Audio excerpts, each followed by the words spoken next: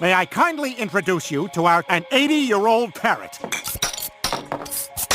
So cool! Und du bist wie mein dicker Vater! His language is so weird. It sounds like anger, repressed sexuality, and a pig being shot by a paintball. Peter, that's German. Joe, ask Gonzo where he's from. Gonzo, woher kommst du? Ich wurde 1942 in Düsseldorf geboren. Mein Besitzer heißt Adolf Hitler. Ah! I heard 1942. Peter, he just said his owner was Adolf Hitler. Peter, your bird is a Nazi. Sie sind hinter dem großen Stein. Ah, nach links. He's saying they're behind the big stone, to the left. It's not his fault, Lois. He's just repeating what he was taught. By Hitler. Yeah, that's like 40% of America right now.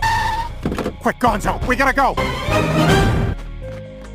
Hu et Adonai Hamavorach. My friend, your bird is Jewish. He only pretended to be a Nazi to survive the war.